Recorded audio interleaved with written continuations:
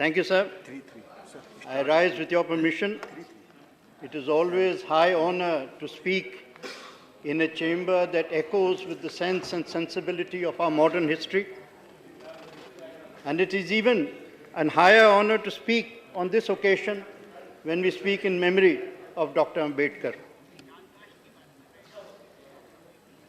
Sir, कई जिंदगियां ऐसी होती हैं जब मैं उनके बारे में पढ़ता हूं तो मुझे लगता है ऐसी जिंदगियां जो हमारे इतिहास को रची हैं, हमें लगता है कि कहीं ना कहीं उनका न्यू जो है किसी एक दर्द में बसा हुआ है। एक समय था और वो कहानी सबको शायद मालूम है कि गांधी जी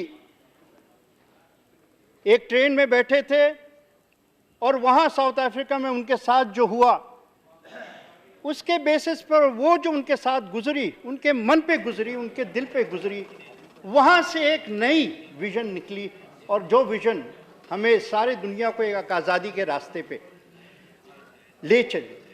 उसी वक्त उसी समय एक और कहानी थी जिस कहानी को हम शायद भूल गए हैं, और ये कहानी मैं जब अपने पार्लियामेंट के लाइब्रेरी में रिसर्च कर रहा था तब मुझे नजर आई।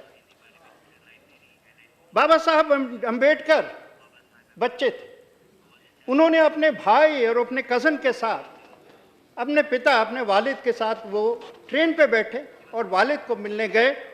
एक गांव है महाराष्ट्र में, गोड़गांव, वहाँ उनकी वालिद की पोस्टिंग हुई थी। और जब वहाँ गए, उतरे, तो जो चिट्ठी भेजी गई थी वो चिट्ठी उनको वालिद को नहीं मिली थी। वो जब स्टेशन से उतरे, स्टेशन मास्टर को देखें, वहाँ कोई नहीं था, तो उन्होंने एक बैलगाड़ी को वहाँ से लिया।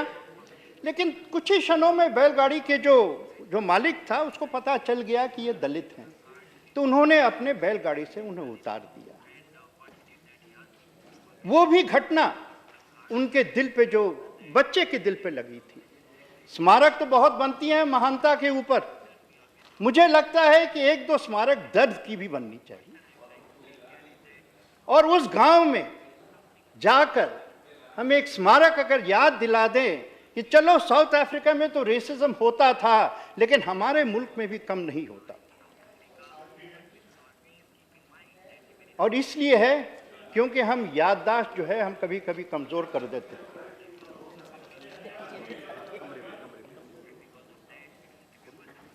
हम आज अंबेडकर की जी की जिंदगी की एक जो अंग था उसके बारे में हम आज मिले, और वो है उनका relationship to the constitution of India. उनको वो प्रिंसिपल आर्किटेक्ट थे, he was certainly not the only architect, लेकिन वो प्रिंसिपल आर्किटेक्ट थे। हम क्यों कहते हैं? एक तो कारण प्रैक्टिकल है। शायद आपको और इस सदन को जान के कुछ आश्चर्य होगा कि उन्होंने सारा ड्राफ्टिंग जो है 141 दिन में ख़त्म कर दिया था। सिर्फ 141 वर्किंग डेज के अंदर ख़त्म हो गई। और कभी कभी मैं सोचता हूँ, प्लीज़ आप इसको पार्टिजन मत समझे, कभी कभी सोचता हूँ मैं कि 141 महीने हो गए और हम जीएसटी बिल नहीं पास कर सकते। नहीं, जिसकी भी गलती हो, देखिए मैं सारे सब इस चीज़ में शामिल है। मैं पार्टिजन नहीं होना चाहता, सच में नहीं होना चाहता।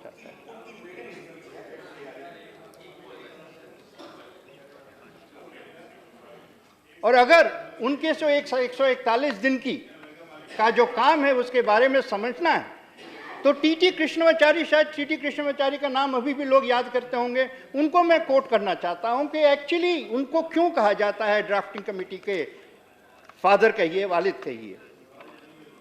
कृष्णमाचारी इसी सदन में, यानी कॉन्स्टिट्यूएंट असेंबली में, उन्होंने कहा कि हम क्यों आदर करते हैं, क्यों सम्मान दे रहे हैं। 7 मेंबर की कमेटी थी, of 7, 1 resigned but was replaced. 1 died, not replaced. 1 away in America for long periods. Another engaged in state affairs. And 2 lived far away from Delhi and health would not permit frequent travel. So actually the heavy lifting of the constitution was done by Dr. Ambedkar. The other committee members did not lend their weight to the committee. इसीलिए उनकी जो जगह है, इसीलिए मैं समझता हूँ बहुत ज़रूरी है उनको याद। ये इतिहास के बारे में बहुत लोग कहे हैं, मैं समझता हूँ ये भी सरोजना, और मैं एक बात और भी कह दूँ, I yield to no one in my admiration of Jawaharlal Nehru. मैंने उनके ऊपर किताब लिखी है, आई एडमायर, लेकिन all text should be put into context. That is the responsibility of anyone trying to remember history. 1946 में इंटरिम गवर्नमेंट बनी। अंबेडकर जी उस वक्त वाइसराय काउंसिल के लेबर मेंबर थे। 1946 में उनको सरकार में नहीं लिया गया। इंस्टेड जगजीवन राम, जो उस वक्त उनकी उम्र मेरे ख्याल 27-28 वर्ष की भी वो नहीं थी, ऐसा ही कुछ था, उनको कैबिनेट में लिया गया। लेकिन अंबेडकर फिर, और ये कॉन्स्टिट्यूंट असेंबली देखिए आज़ादी के पहले की है, ड्राफ्टिंग कमेटी के पहले की है, और अगर हमें समझना है कि ड्राफ्टिंग कमेटी में क्या वो किए, तो उनका जो स्पीच है दिसंबर 1946 में ऑब्जेक्टिव रेजोल्यूशन के बारे में, जिसके बारे में मेरे मित्र गुलाम नबी जी भी बहुत कहे हैं, सही कहें, वो ज़रूरी है समझना। वो आए कॉन्स्टिट्यूंट असेंबली में बंगाल से, ये भी बहुत यहाँ पर कहा गया है, लेकिन शायद ये कोई याद नहीं किया है कि किस पार्टी ने उनको लाया। और ज़रा सा खोज लीजिएगा तो आश्चर्य होगा, मैं नहीं बोलने वाला। वो आए लेकिन जशोर से, और वहां से जब आए तो ऑब्जेक्टिव रेजोल्यूशन जब पास हुआ तो उन्होंने, मैं समझता हूं, जो ऑपरेटिव फंडामेंटल प्रिंसिपल है कॉन्स्टिट्यूशन की, वो उन अपने स्पीच जो 13 दिसंबर को जवाहरलाल नेहरू अपने ऑब्जेक्टिव रेजोल्यूशन, और as usual Jawaharlal was very eloquent, जब उन्होंने कहा कि this is a contract with millions of Indians and therefore in the nature of an oath which we mean to keep. तो इस ऑब्जेक्टिव रेजोल्यूशन के क्लॉज 5, क्लॉज 6 तो आप सब जानते हैं, आपने देखा होगा। 17 दिसंबर 1946 अंबेडकर साहब इस सदन में उठते हैं और वो कहते हैं कि मैं जवाहरलाल के सिंसेरिटी के ऊपर उंगली नहीं उठाता, और शायद उनका दिल अगर तड़प रहा था तो इसलिए तड़प रहा था कि जवाहरलाल जैसे एक व्यक्ति, एक सोशलिस्ट, एक हीरो, तो जब आशाएं बड़ी होती हैं तो दुख भी बड़ा होता है। तो जवाहरलाल के बारे में वो कहते हैं, और मैं कोट करूंगा from that speech, I must confess that coming as the resolution does from Pandit Jawaharlal Nehru, who is reputed to be a socialist, this resolution, although non-controversial, और इसलिए non-controversial था क्योंकि जो objective resolution थे वो हमारे आज़ादी के मूवमेंट के वैल्यू सिस्टम थी, जो 1928 मोतीलाल नेहरू की नेहरू रिपोर्ट थी, वहाँ से निकलते हुए, कराची रेजोल्यूशन से निकलते हुए, तो सब सम्मिलित, मैंने सारे लोग उस पर, कोई आपत्ति नहीं।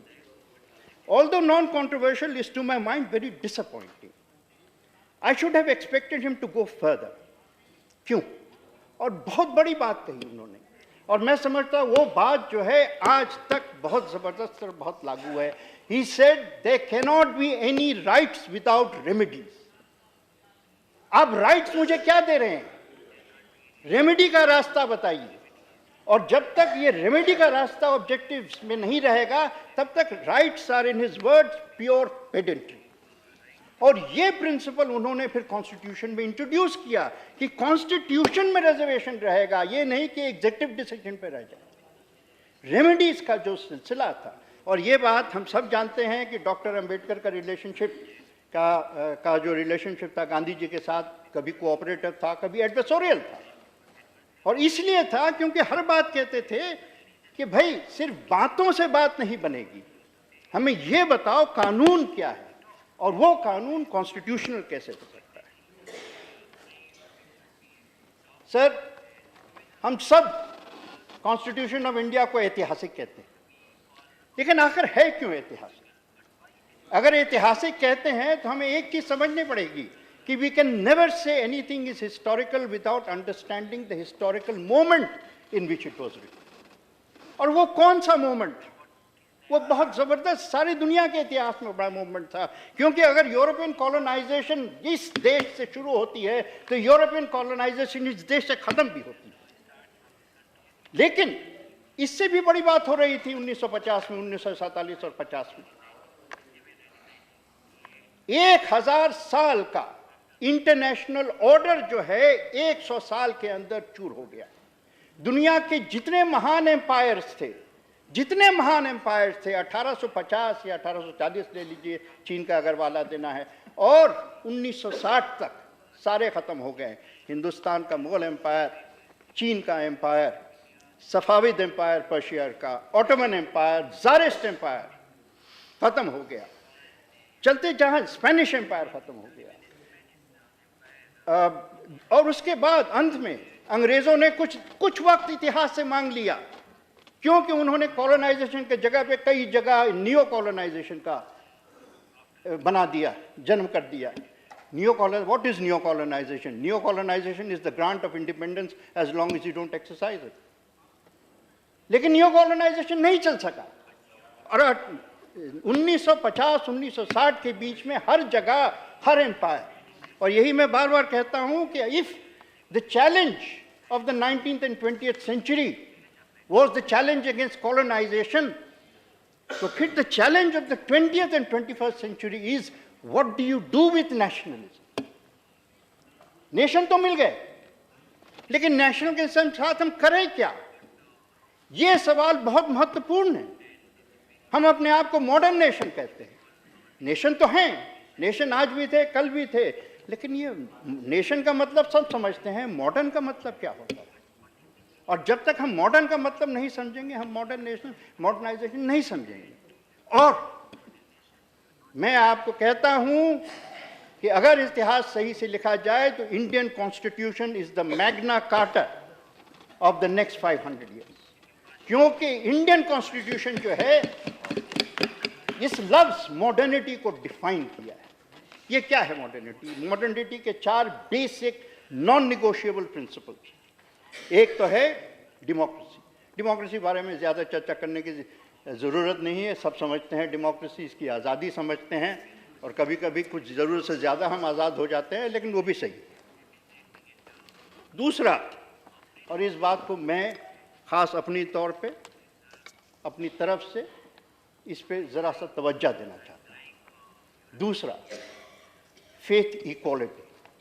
आप मॉडर्न नेशन नहीं हो सकते हैं जब तक आपने अपने संविधान में फेथ इक्वालिटी का मतलब नहीं समझा है, उसको इंश्राइन नहीं किया है।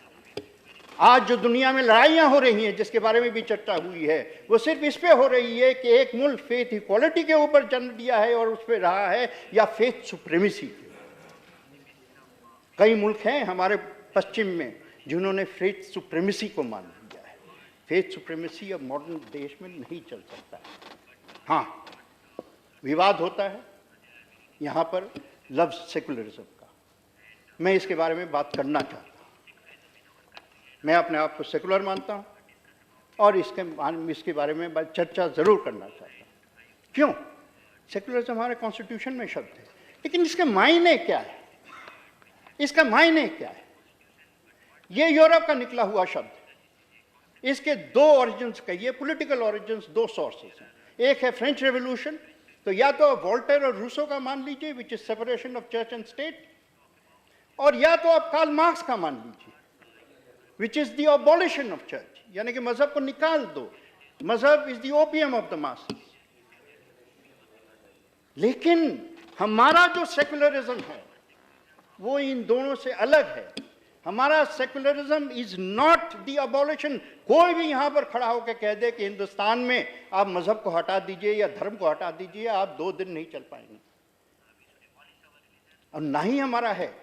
हम जरूर मानते हैं कि the state has no religion, लेकिन द रियलिटी इज कि we believe in the equality of faith rather than the separation और एलिमिनेशन ऑफ फेथ। और ये बात सिर्फ हमारे कानून में नहीं है, ये हमारे ईमान में है, ये हमारे ईमान में है। और इसीलिए गांधी जी हमारे सेकुलरिज्म को रामराज कहते थे। क्या गांधी जी कम्युनल हो गए थे जब उन्होंने रामराज का शब्द इस्तेमाल किया? क्यों उसने इस्तेमाल किया था? क्योंकि एक हमारे एक उदाहरण दे रहे थे कि मतलब हजारों साल से इस जमीन पे सर्वधर्म संभाव है, हमें सर्वधर्म संभाव के लिए किसी और को सीखने की जरूरत नहीं, ये कह रहे थे।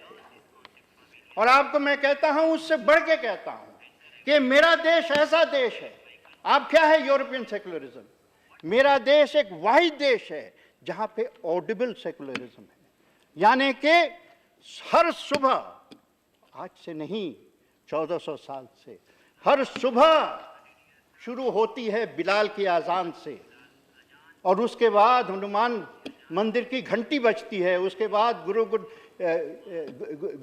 का पाठ होता है, और उसके बाद अगर इतवार हो तो चर्च की घंटी बजती है। आप वॉशिंगटन में चले जाइए, लंदन में चले जाइए, आपको आजान नहीं सुनाई देगी, नहीं सुनाई देगी। और हमारे यहाँ जैसे मैंने कहा 1400 साल से आजान सुनाई दी गई है, और 1400 साल आगे भी दी जाएगी, इसको नहीं रोक सकता। इसलिए नहीं कि कोई सरकार इसको बचाया है, इसलिए कि हर हिंदुस्तानी आजान को बचाया है, इसलिए। और इसका मतलब है हिंदुस्तान का सेकुलरिज्म। तीसरी बात, जेंडर इक्वालिटी। आप मॉडर्न देश नहीं बन सकते हैं जब तक आपके देश में जेंडर इक्वालिटी नहीं हो सकता है। आपको एक मैं छोटी सी कहानी बताऊं। Sir Morris जिंकिन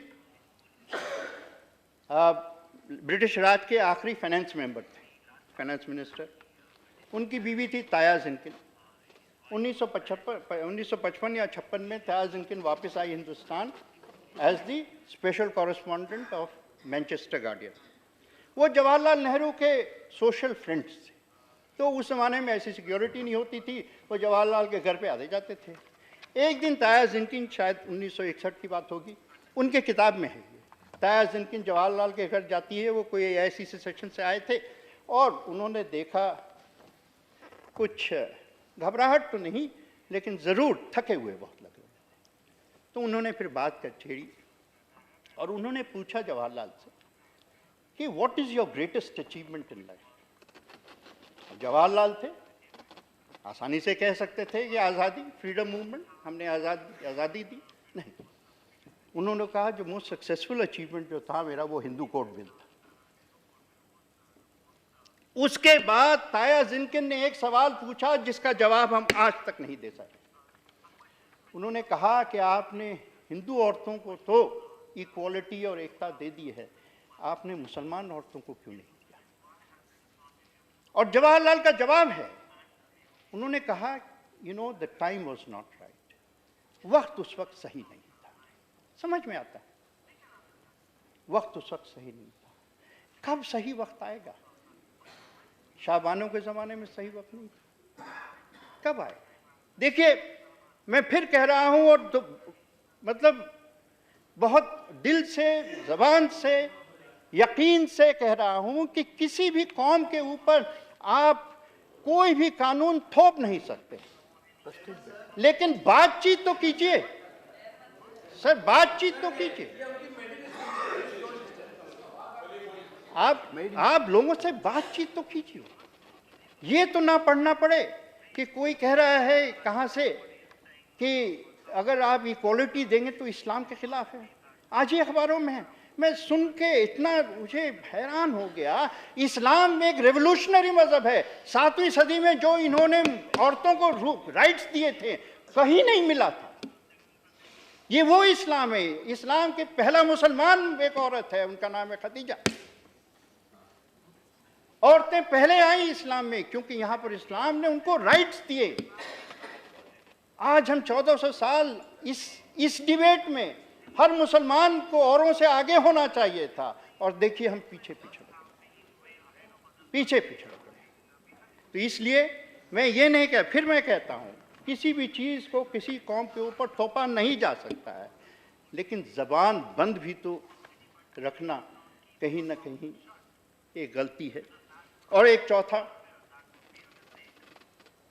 there cannot be anything called economic equality, लेकिन इकोनॉमिक इक्विटी ये अगर नहीं होगा ये अगर नहीं होगा तो आप मॉडर्न अपने आप को नहीं कह सकते। इकोनॉमिक इक्विटी का मतलब क्या है? इकोनॉमिक इक्विटी का मतलब है कि गरीब समझें कि ये जो राइजिंग इकोनॉमिक ग्रोथ है उसके हिस्सेदार हम भी हैं, यानी कि गरीब देखिए बेवकूफ़ नहीं होता है, वो नहीं समझता है कि मैं झोपड़ी में पैदा हुआ और मैं महल में मरूंगा। बेवकूफ़ नहीं, आपने गरीब को तालीम नहीं दी है, इसका ये मतलब नहीं है क्या वो बेवकूफ़। लेकिन इसका हक है ये कहना कि अगर मैं पैदा हुआ था 2 रोटी खाते हुए तो मरने के वक्त क्या मेरे नसीब में 4 रोटी नहीं होगी? हक है कि नहीं? क्या अगर छत नहीं था तो छत नहीं होगी? बड़े आंकड़े निकलते हैं। 1950 में बिलो द पॉवर्टी लाइन का 65% था, आज 30% है।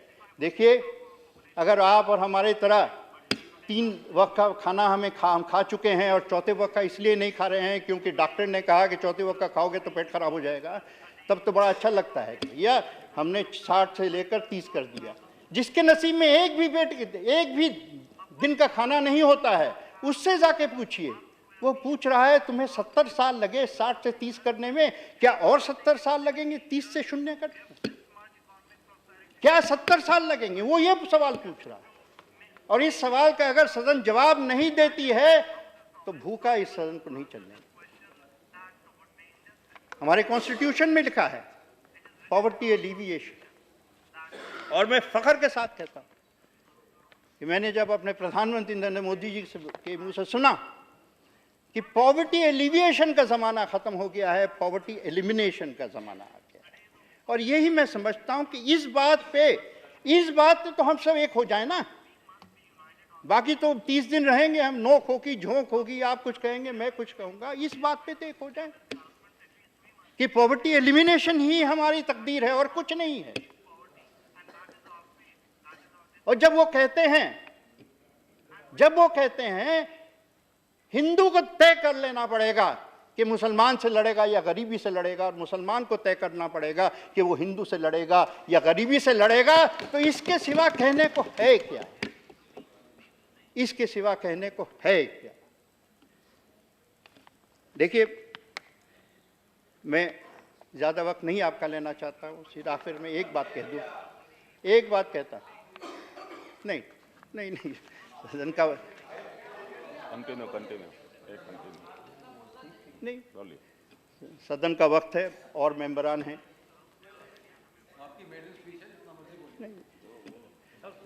तो देखिए, अगर हम अपने आप को मॉडर्न एक नेशन बनाना चाहते हैं तो सारे पार्टियों से मेरी अपील है, आपको एक चीज तय करना पड़ेगा। इलेक्शन जो है होंगे, हर 3 महीने होंगे, हर 6 महीने होंगे, हर साल होंगे। हमें सदन में तय करना पड़ेगा कि हम जो इलेक्शन लड़ रहे हैं वो पिछले 25 साल का आखिरी इलेक्शन है या अगले 25 साल का पहला इलेक्शन। जिस दिन ये सफाई हो जाएगी दिमाग में, उस दिन मैं कहता हूं विवाद भी नहीं रहेगा। क्योंकि अगले 25 साल का जो इलेक्शन है वो गरीबी का इलेक्शन है, वो मजहब का इलेक्शन है, वो जो बांटता है उसका इलेक्शन नहीं है, वो जो जोड़ता है उसका इलेक्शन। और जहां से भी आवाज उठे, ये जो है विवाद खत्म होके हम कहीं ना कहीं डॉक्टर अंबेडकर 1950 में उनकी अपनी पार्टी थी डिप्रेस क्लासेस, उनको बॉम्बे का एक बहुत बड़ा जश्न हुआ, उनके नाम के ड्राफ्टिंग कमेटी का काम ख़त्म हो गया था। वहाँ पे एक gold aged copy of the constitution, draft constitution उनको दिया गया। तो उन्होंने सिर्फ एक बात कही, रिमेंबर अपनी कम्युनिटी को, कहते हैं मैं जानता हूं तुम किस पीड़े से निकले हो। खुद उनको अपना दुख था। मैंने जो कहा फिर दोबारा कहूंगा कि महाराष्ट्र में जाके स्मारक तो बहुत बने हैं उनके महानता पे, कहीं एक स्मारक तो उनके दर्द पे बनाइए। वो कहते थे सब कुछ सह के, उन्होंने कहा कि अपनी कम्युनिटी की बात तो जरूर कहो, लेकिन अब तुम्हारी कम्युनिटी से एक चीज बड़ी है, तुम्हारा देश।